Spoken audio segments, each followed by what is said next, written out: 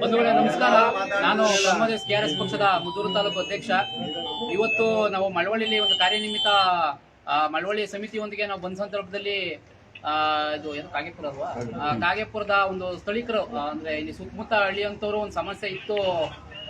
ಈ ಕಚೇರಿ ಮುಂದೆ ನಿಂತಿದ್ರು, ಏನು ಅಂತ ವಿಚಾರಿಸೋಣ ಅಂತ ಬಂದ ಸಂದರ್ಭದಲ್ಲಿ ಇಲ್ಲಿ ಯಾವ್ದೋ ಒಂದು ನೀರಿನ ಸಮಸ್ಯೆ ಇದೆ, ಕೆರೆ ಕಟ್ಟೆಗಳು ಖಾಲಿ ಇದಾವೆ, ಇದಕ್ಕೆ ಅಂತರ್ಜಲ ಮಟ್ಟವನ್ನ ನೀರು ತುಂಬಿಸಿ ಏರಿಸಬೇಕು ಅನ್ನೋ ಒಂದಷ್ಟು ವಿಚಾರಗಳನ್ನ ಅವ್ರು ಹೇಳ್ತಿದ್ದಾರೆ. ಆದ್ರೆ ಯಾವ ತರದಂತ ಈ ಸ್ಥಳೀಕರಿಂದನೇ ನಾವು ಒಂದನ್ನ ಪಡ್ಕೊಳ್ಳೋಣ.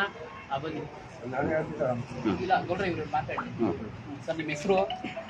ನನ್ನ ಹೆಸರು ಮಹೇಶ್ ಅಂತ, ಆಲ್ದಳ್ಳಿಯವರು. ನಮ್ಮ ಮನವಿ ಕೊಡೋಕೆ ಬಂದಂತ ಉದ್ದೇಶ ಏನಪ್ಪ ಅಂದ್ರೆ, ನಮ್ಮ ಮಾರ್ಕಾಲು ದಾಖಲೆಯಿರುವಂತ ಒಂದು ಕೆರೆಯಲ್ಲಿ ಹಲವಾರು ಗ್ರಾಮಗಳಿಗೆ ನೀರಿನ ಆಶ್ರಯ ಆಗಿರುತ್ತೆ. ಅದರಲ್ಲಿ ವ್ಯವಸಾಯಕ್ಕೆ ಆಗ್ಬೋದು, ಜನಕರುಗಳಿಗೆ ಮತ್ತು ಜನಗಳಿಗೆ ಎಲ್ಲಕ್ಕೂ ಅದು ಆಧಾರವಾಗಿರುತ್ತೆ ಆ ಕೆರೆ. ಸದ್ಯದ ಬೇಸಿಗೆ ಪರಿಸ್ಥಿತಿಯಲ್ಲಿ ನಮ್ಗೀಗ ಸದ್ಯಕ್ಕೆ ಕುಡ್ಕೊಳ್ಳಕ್ಕೆ ಮತ್ತೆ ದನಕರುಗಳಿಗೆ ನೀರಾದ ಸಾಕು ಅನ್ನೋ ಮಟ್ಟಕ್ಕೆ ಬಂದಿದೆ ನಮ್ಗೆ. ಯಾಕಂದ್ರೆ ಆ ಕೆರೆ ಪೂರ್ತಿ ಬರದಾಗಿದೆ. ಆ ಬರದಾಗಿರುವಂತ ಕೆರೆನ ಇವತ್ತು ಕೆರೆಸ್ ಅಲ್ಲಿ ತುಂಬಾ ಎಚ್ಚೆತ್ತವಾಗಿ ನೀರಿದ್ರು ಕೂಡ ನಮ್ಮ ಕೆರೆಗೆ ನೀರು ಹರಿಸಕ್ಕೆ ಯಾವ ಅಧಿಕಾರಿಗಳು ಮುಂದೆ ಬಂದಿಲ್ಲ ಇನ್ನೂ. ಈ ಮನವಿನ ಹಲವಾರು ಬಾರಿ ಕೊಟ್ಟರು, ಈ ನಮ್ಮ ಮನವಿಗೆ ಯಾವುದೇ ಸ್ಪಂದನೆ ಸಿಗ್ತಾ ಇಲ್ಲ. ಅದಕ್ಕೆ ಮತ್ತೆ ಇವತ್ತು ಕೂಡ ಒಂದೊಂದು ಮನವಿ ಪತ್ರ ಕೊಟ್ಟಿದ್ದೀವಿ. ದಯಮಾಡಿ ಈ ಮುಖಾಂತರ ಅಟ್ಲೀಸ್ಟ್ ನಮ್ಮ ಮೂಕ ಪ್ರಾಣಿಗಳು ಮತ್ತೆ ಜನಗಳ ವೇದನೆ ನೋಡಿ ದಯಮಾಡಿ ಆ ಅಧಿಕಾರಿಗಳಿಗೆ ಒಂದು ಕರುಣೆ ಉಕ್ಕಿ ನಮ್ಮ ಕೆರೆಗೆ ನೀರು ಹರಿಸ್ಕೊಡ್ಲಿ ಅಂತ ಕೇಳ್ಕೊತೀವಿ. ಇದಕ್ಕೂ ಮಿಗಿಲಾಗಿ ಏನಾದ್ರು ನೀರು ಹರಿಸ್ತಾ ಹೋದ್ರೆ ಮುಂದಕ್ಕೆ ಏನ್ ಮಾಡ್ಬೇಕು ಅಂತ ನಮ್ಮ ಗ್ರಾಮಸ್ಥರೆಲ್ಲ, ಸುತ್ತಮುತ್ತ ಗ್ರಾಮಸ್ಥರೆಲ್ಲ ತೀರ್ಮಾನ ಮಾಡ್ಕೊಂಡು ಕೂತ್ ಮಾತಾಡಿ ನಾವೇನ್ ಮಾಡ್ಬೇಕು ಅಂತ ಮುಂದಕ್ಕೆ ತೀರ್ಮಾನ ತಗೋತೀವಿ.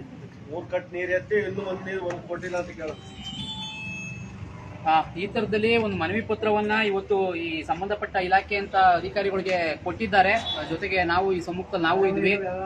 ಇದು ಬರೀ ಕುಡಿಯೋದಕ್ಕೆ ಮತ್ತೆ ಬೆಳೆಗೆ ತರದಲ್ಲಿ ಬೇರೆ ಬೇರೆ ತರದಲ್ಲಿ ವಿಭಜನೆ ಆಗಬಾರ್ದು. ಇದು ನೀರು ಒಟ್ಟಲ್ಲಿ ನಮ್ಮ ರೈತರು ಬೇಕಾಗಿರುವಂತ ನೀರು, ಅದು ಕುಡಿಯೋದಕ್ಕಾಗ್ಬೋದು. ಈಗ ಕೆರೆ ಕಟ್ಟೆಗಳು ತುಂಬಿಸಿರುತ್ತಾನೆ ಅಂತರ್ಜಲ ಮಟ್ಟ ಏರಿ ಅಂತದ್ದು ನಮಗೆ ಕುಡಿಯುವಂತ ನೀರು ಸಿಗುವಂತದ್ದು. ಕೆರೆ ಕಟ್ಟೆಗಳಲ್ಲಿ ಮೂಕ್ಪ್ರಾಣಿಗಳು ನೀರು ಕುಡಿತವೆ. ಬದಲಿಗೆ ರೈತರಿಗೆ ಬೆಳೆ ಬೆಳೆಯುವಂತದಕ್ಕೆ ಒಂದು ನೀರು ಅಂತರ್ಜಲ ಮಟ್ಟ ಏರಿದ್ರೆ ಸಲೀಸೆಗೆ ನೀರು ಸಿಗುವಂತದ್ದು ನಡೀತವೆ. ಇದನ್ನೆಲ್ಲ ಗಮನದಲ್ಲಿ ಇಟ್ಕೊಳ್ಬೇಕು. ಮಂಡ್ಯ ಜಿಲ್ಲಾಡಳಿತ ಏನಿದೆ ರೈತರ ಸಮಸ್ಯೆಗೆ ನಿಂತ್ಕೊಳ್ಬೇಕು. ಈ ತರದಲ್ಲಿ ಯಾವ್ದೇ ರೀತಿ ಕಣ್ಣೂರಿಸುವಂತ ಕೆಲಸಗಳು ಆಗ್ಬಾರ್ದು. ಮತ್ತೆ ಕೊಡದೆ. ಸರ್ ನಮಸ್ಕಾರ ಸರ್, ನಾನು ಮಾದೇಗೌಡ ಅಂದ್ಬಿಟ್ಟು ಕೆಆರ್ಎಸ್ ಪಾರ್ಟಿ ಮಳವಳ್ಳಿ ತಾಲೂಕು ಅಧ್ಯಕ್ಷ. ಸರ್, ಈಗ ನಮಗೆ ಮಾಲ್ಕಾಲ್ ಕೆರೆಗೆ ನೀರು ಬೇಕು. ಈಗ ಆಲಿ ನಾವು ಸರ್, ಈಗ ಆಲಿ ಡಬಲ್ ಆಫೀಸ್ಗೆ ಬಂದಿದ್ದೀವಿ. ಒಂದು 500 ಜನದಷ್ಟು ಬಂದಿದ್ದೀವಿ. ವಿಡಿಯೋ ಕಾಲ್ ಮಾಡುವಾಗ ಮಾಡ್ತೀವಿ ನಾವು. ಈಗ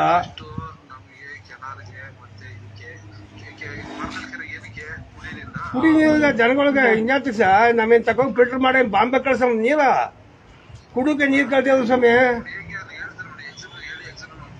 ಎಕ್ಸಿಕ್ಯೂಟಿವ್ ಮಾತಾಡ್ತಾವೆ. ಮಂಡ್ಯದಲ್ಲಿ ಮೀಟಿಂಗ್ ಆಗ ಅಂತ ಗೊತ್ತಾಯ್ತು. ಮಂಡ್ಯದಲ್ಲಿ ಈಗ ಮಂಡ್ಯದಲ್ಲಿ ಆಫೀಸ್ ಹತ್ರ ಅದಕ್ಕೆ ನಿಂತೀವಿ. ಅವ್ರು ಮಾತಾಡ್ತಿರೋದು ಲೈವ್ ಅಲ್ಲಿ ರೆಕಾರ್ಡ್ ಆಗ್ತಿದೆ ಅಂತ ಹೇಳಿ ಸರ್, ಈಗ ನೀವು ಮಾತಾಡ್ತಾ ಮಾತೆಲ್ಲ ಲೈವ್ ಅಲ್ಲಿ ರೆಕಾರ್ಡ್ ಆಯ್ತಾ?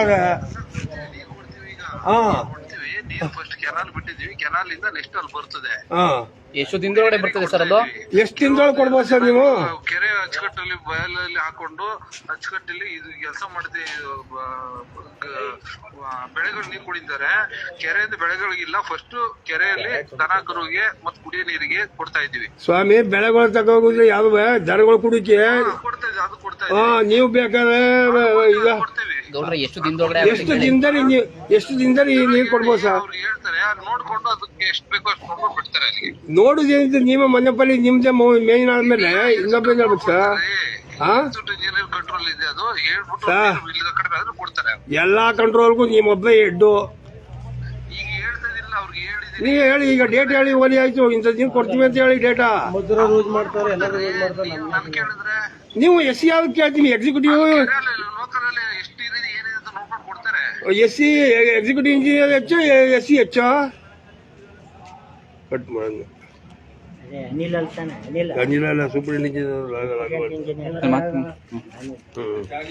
ಅಧಿಕಾರಿಗಳು ಸಂಬಂಧಪಟ್ಟವರು, ಈ ಇಲಾಖೆಗೆ ಸಂಬಂಧಪಟ್ಟವ್ರ ಅಲ್ಲ. ಇವರು ಮಾತಾಡುವಂತ ಬೇಜವಾಬ್ದಾರಿ ಮಾತುಗಳನ್ನ ಕೇಳ್ತು ಅಂತಂದ್ರೆ ಈತ ಒಬ್ರು ಅಧಿಕಾರಿನ ಫೋನ್ ಯಾಕೆ ಕಟ್ ಮಾಡೋದು ಸರ್? ಸರಿ, ಫೋನ್ ಯಾಕೆ ಕಟ್ ಮಾಡ್ಬೇಕು ಸರ್? ಹಲೋ ಹಲೋ, ಕಟ್ ಮಾಡೋದು ಮಾತಾಡೋದು ಮಾಡಬಿಡ ಒಂದೇನು ಮಾಡೋದು. ಇಷ್ಟ ಬಂದ ಮಾತಾಡೋ ಕಟ್ ಮಾಡೋಕ್ಕಂತ ಕಟ್ ಮಾಡೋ ಕಾರಣ ಕೇಳೋದು. ಯಾಕೆ ಕಟ್ ಮಾಡಿದ್ದೀನಿ?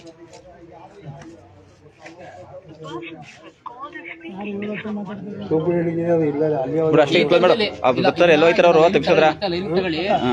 ಆ ಬಂಧುಗಳೇ ನೋಡಿದ್ರಲ್ಲ, ಇಲ್ಲಿ ಸಂಬಂಧಪಟ್ಟಂತ ಈ ಮೇಲಧಿಕಾರಿಗಳು ಯಾವ ತರ ವರ್ತನೆ ಮಾಡ್ತಾರೆ ಅಂತಂದ್ರೆ ಜನಸಾಮಾನ್ಯನಿಗೆ ಅದೇನು ಒಂದು ಬೆಲೆನೇ ಇಲ್ಲ.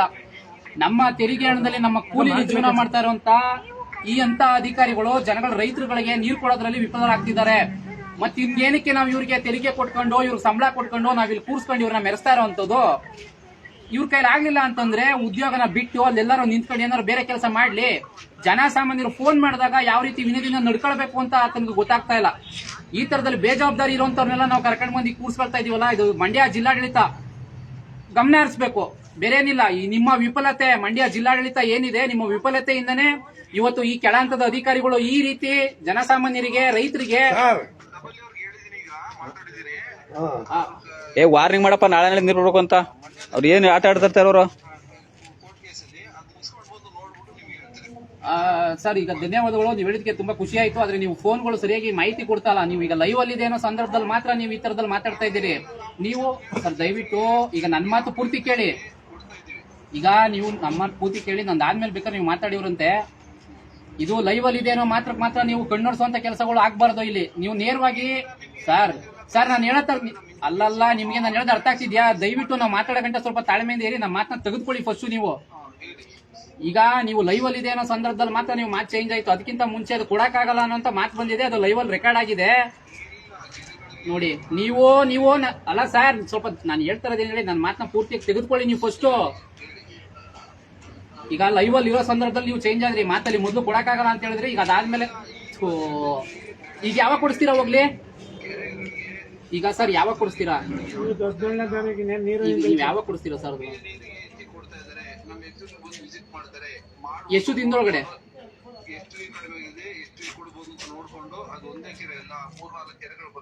ಎಷ್ಟು ದಿನದೊಳಗಡೆ? ಸರ್ ಎಷ್ಟು ದಿನದೊಳಗಡೆ ನೀವು ಕಳ್ಸ್ಕೊಡೋದು ಯಾವಾಗ ಸರ್? ನೀವು ಕಳ್ಸ್ಕೊಡೋದು ಹೇಳಿ. ಈಗ ನೋಡಿ ನೀವು ಸ್ಥಳಕ್ಕೆ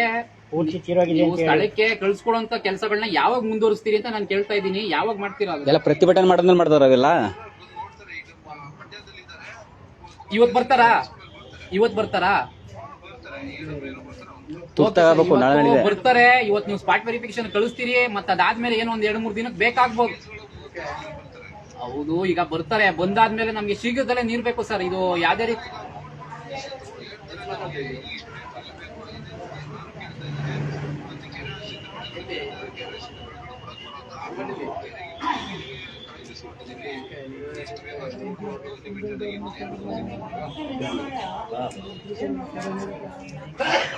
ಓಕೆ, ಇದಾಯ್ತು, ಸಂತೋಷ. ಈಗ ನಾವ್ ಹೇಳ್ತಾರದು ಇಷ್ಟೇ, ಇದು ಬೇರೆ ರೀತಿಲಿ ತಿಂಗಳಾರ್ಗಟ್ಲೆ ವರ್ಷಾನ್ಗಟ್ಲೆ ಹೇಳ್ಕೊಂಡು ಹೋಗೋದ್ರಲ್ಲಿ ಆಗ್ಬಾರ್ದು.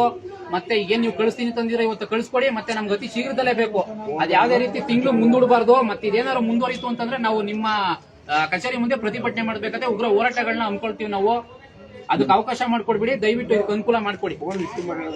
ದಯವಿಟ್ಟು ಸ್ವಲ್ಪ ಫೋನ್ ರಿಸೀವ್ ಮಾಡಿ. ಸ್ಥಳೀಕರು ಫೋನ್ ಮಾಡಿದ ಸಂದರ್ಭದಲ್ಲಿ ನೀವು ಈ ತರದಲ್ಲಿ ಸತಾಯಿಸುವಂತ ಕೆಲಸಗಳು ಮಾಡಬೇಡಿ. ಇಲ್ಲ ಸರ್ ನೀವು ಈ ಕಾಂಗ್ರೆಸ್ ಬಿಜೆಪಿ ಜೆಡಿಎಸ್ ಬಂದ್ರೆ ಮಾತ್ರ ಇತ್ತು ಅಣ್ಣ. ಇವತ್ತು ಬರ್ತಾರಂತೆ, ಅವ್ರು ಬರ್ಲಿಲ್ಲ ಅಂತಂದ್ರೆ ನಾಳೆನೆ ಬಂದು ಧರಣಿ ಕೂತ್ಕೊಳ್ಳಿ. ಪಾಠ ಮಾಡ್ಬೇಕಾಯ್ತು, ನಾಳೆನೆ ಬಂದು ಧರಣಿ ಕೂತ್ಕೊಳ್ಳಿ. ಅದೇನ್ ಮುಂದುವರ್ಸೋಣ ಅಷ್ಟೇ, ಆಗ್ಬೋದಲ್ವಾ? ಈಗ ನೀವು ಲೈವ್ ಅಲ್ಲಿ ನೋಡಿದ್ರಿ, ಇವತ್ತು ಕಳಿಸ್ಕೊಡ್ತೀನಿ, ಅದ್ರದ ಪರಿಶೀಲನೆ ಎಲ್ಲ ಮಾಡಿಸ್ತೀನಿ.